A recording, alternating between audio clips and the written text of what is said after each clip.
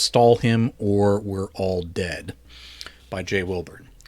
Stan Clegg was not cool under pressure, so he may have been the worst one for the other three guys to send out front to deal with Donald Brim. One thing Stan did have going for him was he was smarter than the others in the crew. It was a bit of a stretch to call them a crew, but he supposed that's what you were once you planned a heist. If he was really smart, he would have never agreed to rob Mr. Brim's storefront and warehouse tonight or any night. But among the four guys who started this thing, Cam, Ty, and Simp were utter morons. Stan, the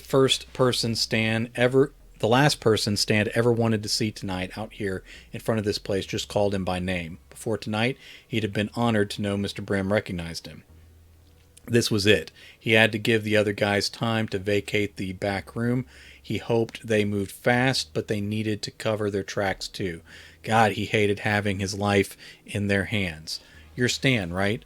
How could he know Stan's name? Stan was nobody. This was a nightmare. Stan's jacket was too thin for this chilly night. 3 days ago, it had been 81 degrees. Tonight, the low was going to be 22, and it was already 28. Stan had asked Alexa about the forecast half a dozen times before leaving his house. Yes, sir, Stan said. He watched his breath rise in vapor between them with more fascination than it really deserved. The deep engine rumble of what might have been a bus carried to them from the distant interstate. He wished he was on it. His teeth tried to chatter, but he stopped them. Cold night, isn't it? Don Brim, the big boss, just stared at the young man. Stan knew he must know. Why the hell else would he be standing out here in the dark cold? Why else would he already know Stan's name? Don wore a thick coat and a fur-lined hat pulled down over his ears. It was the kind of coat that would easily hide a gun. What the hell are you doing out here in this cold at this hour, Stan? That was a great question, wasn't it? Did guys like Donald Brim ask questions they didn't already know the answers to? Was he giving Stan enough rope to hang himself? Guys like Don did lots of things to people, but hanging wasn't usually on the list. Stan needed to answer him. Robbing the place was the most obvious answer, but he couldn't lead with that. Stan took out his phone like he was checking a message, but realized he was about to look up the temperature again.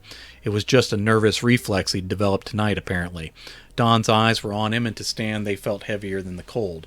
What if Mr. Brim had thought Stan was reaching for a weapon? He was not a guy to be messed with, so why had Stan joined in robbing a guy like this?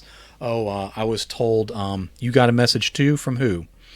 Stan met Brim's severe eyes. He couldn't read whether this was legit curiosity or some level of anger. Don Brim had been born in Eastern Europe during the Cold War. He had a different last name back then. Stan had heard the stories more than once, but couldn't remember any of them in the cold, dangerous silence. Don had almost zero accent. His voice was almost Midwest flat compared to the New York and Jersey guys that made up a lot of the organization.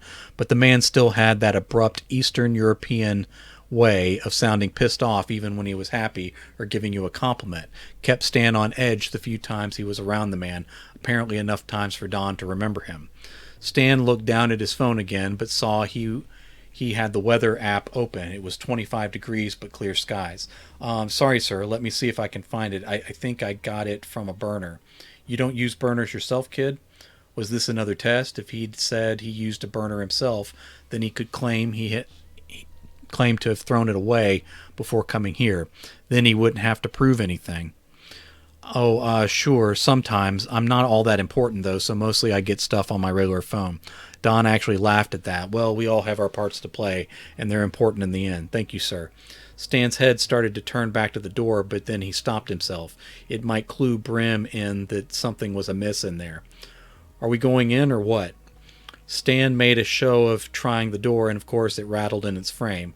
He wasn't able to snap the deadbolt behind him, but he did turn the catch lock before stepping out.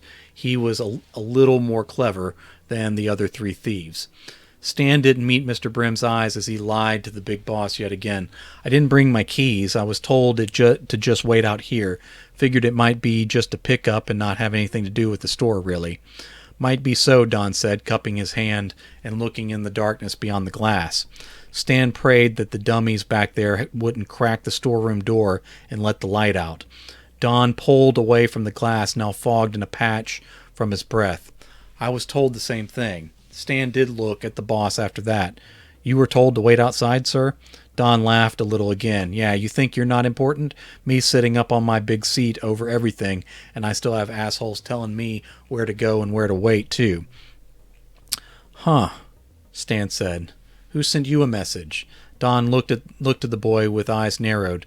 Stan swallowed twice and turned his gaze to the concrete between his feet. Oh, sorry, that's none of my business, sir, sorry. I got my call from a burner, too, some guy out in Perry's crew. I'd been waiting for a call. Not sure what they have you here for, though. Stan shrugged and shifted from foot to foot, trying to get warm and to think. He already felt like he had dug a deep hole for himself and was still using his mouth like a shovel to make it deeper. Don took a step closer, and Stan fought the urge to take a step away. Stepping back was the act of a guilty man. Or was it? Stan wasn't sure what to do with his hands now. Are you with Perry's crew now, too? No, sir. Actually, I get passed around a bit. I've been here at the store mostly over the last couple months. Stan bit his lip and cursed himself inside his head. This place was a front that did no real business. Stan literally walked around inside, starting and stopping repeater programs that created the false impression of work. If such a thing were ever checked. He mostly played on his phone or listened to music while being paid. What he also did was poke around the storeroom, and saw stuff he wasn't supposed to, stuff that had value, stuff you could pretty easily fit into the trunk space of a small car. Then he talked about it to Cam, who hatched a plan and brought on two dudes dumber than him. For the life of him, Stan couldn't remember why any of this had once made sense. The problem was that Stan had just revealed to the big boss his own connection to a building that was about to come up short, even if the other guys got out clean in time. He wished he could send some sort of message to them to leave everything. Stan might be connected to it and find himself disappearing even if he weren't caught in the act. I am caught in the act, he thought. I'm standing here right now the night the robbery went down. God help me. Even if he did text them, it would be an argument, which meant more messages. It also meant even if he convinced them to leave it all, they would be there even longer. He was damned any way he did it. Stan realized Don was staring at him. He couldn't recall the last thing that was said or if the boss had asked him a question. Maybe all of it was painted across his face and Don had read him like a book. He had to say something, so he went to an old trick he used when he ignored his parents. I don't know, weird. Don nodded and looked about the darkened street. There were no lights near here. Stan wondered if that was by design. It is weird. I'm starting not to like it. Stan tried to swallow but couldn't seem to get that process to work for him anymore. Don placed a hand on Stan's shoulder and every muscle tightened up until he felt his lower back give a thrill of pain. This might be the end. Son, who was it that called you from a burner? Stan couldn't remember if he had said he was called or texted. He was thinking a text, but wasn't sure what he'd said aloud. What if the boss asked to look at his phone? What if they took him somewhere to ask him questions about a call that never really happened? Stan licked his lips with a dry tongue and said, Tommy asked me to wait here.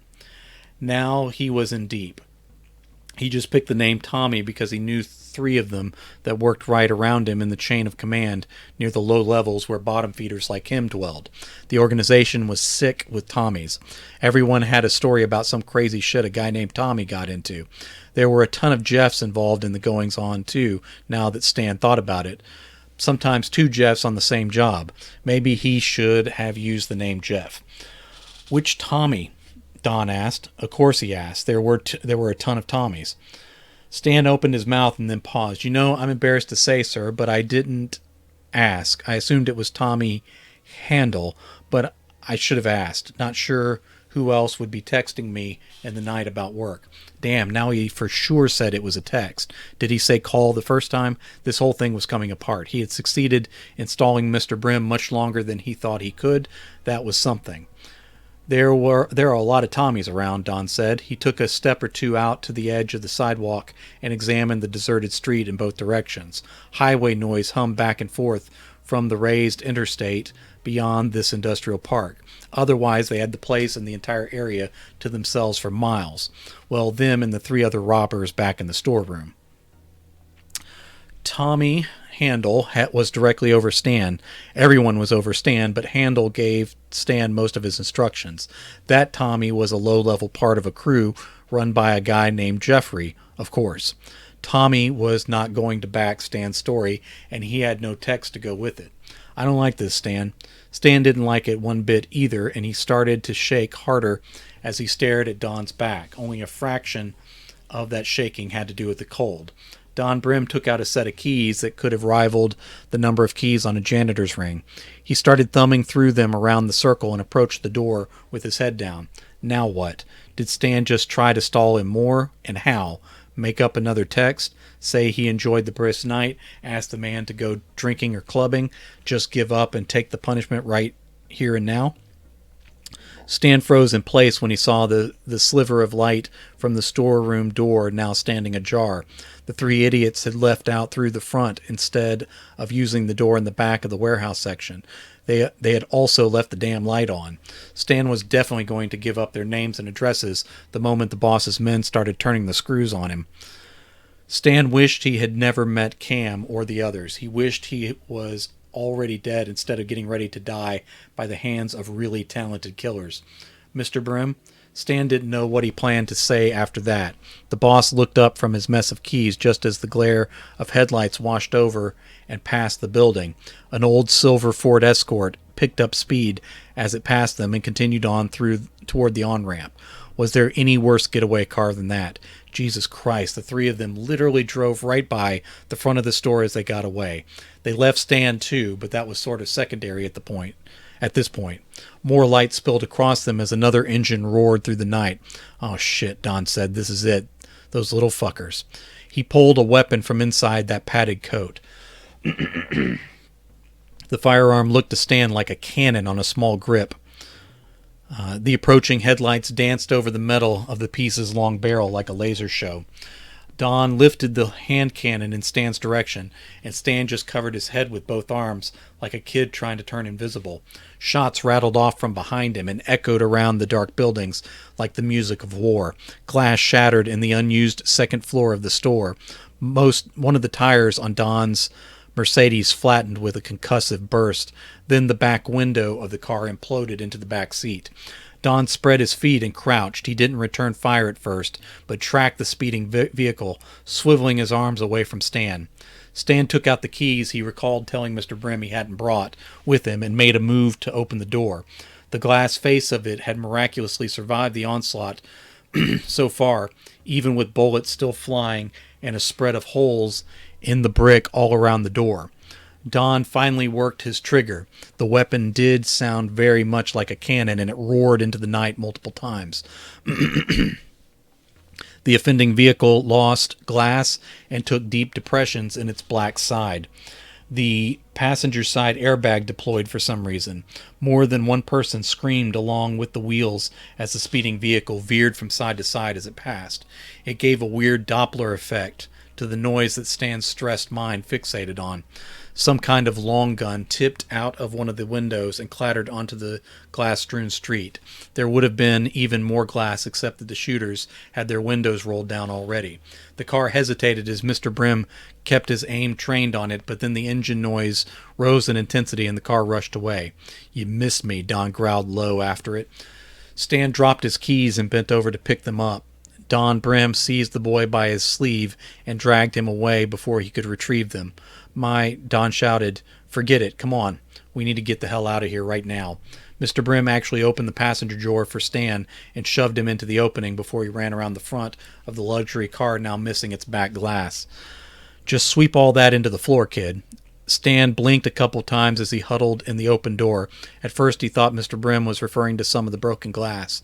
There were a couple fast food bags in the fine tan leather passenger seat. Stan did brush them into the floorboard and took a seat. The car was quite comfortable, even in the bitter cold, and after being shot at. Stan would have figured Mr. Brim to be the kind of guy who wanted no food or drink in his ride. There were several fast food cups resting in a number of different holders around the interior. The car started itself before Mr. Brim opened his door. He jumped in and was backing out as Stan finally got his own door closed. The back end shimmied as they tore down the road the opposite direction of the shooters. Any chance you identified anyone in that BMW? Stan hadn't even bothered to identify the type of car like Don had done.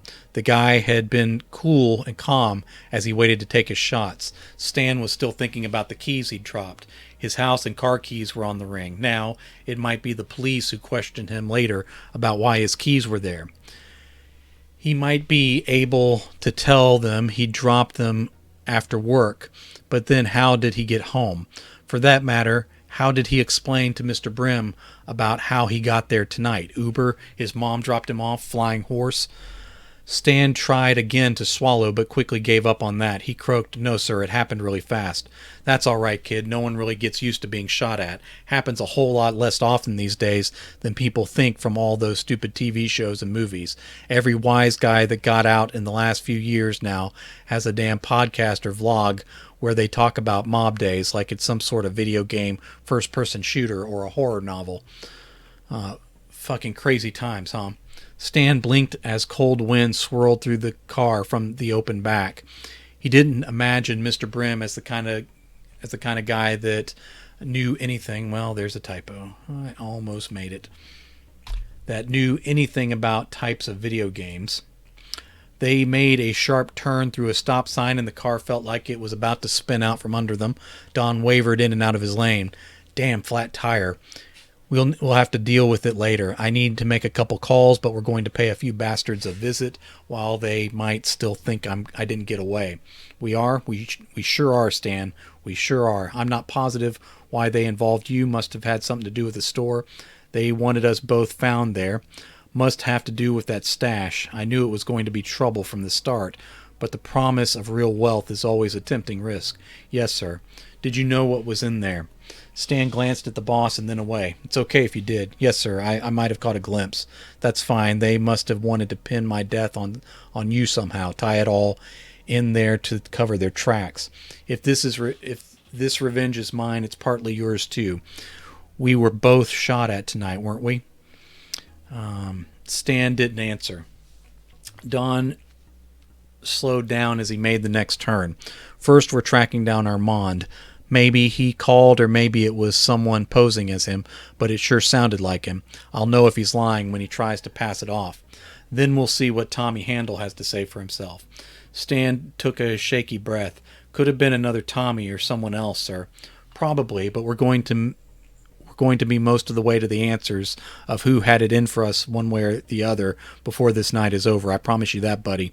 They say revenge is a dish best served cold, but I find that sometimes if you don't let your enemies have a chance to catch their breath or regroup, then you can catch them on their heels with their pants down and their peckers hanging out.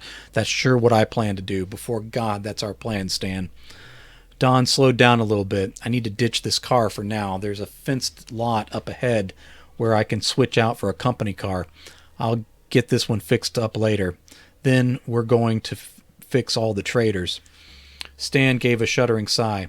I know this wasn't what you expected tonight, Stan, but sometimes we're baptized in water, sometimes in fire, but eventually we all wade through blood if we live long enough, all of us." Stan closed his eyes and tried to stop thinking for a while, because all he could think about were all the holes in his story that would eventually have to be filled.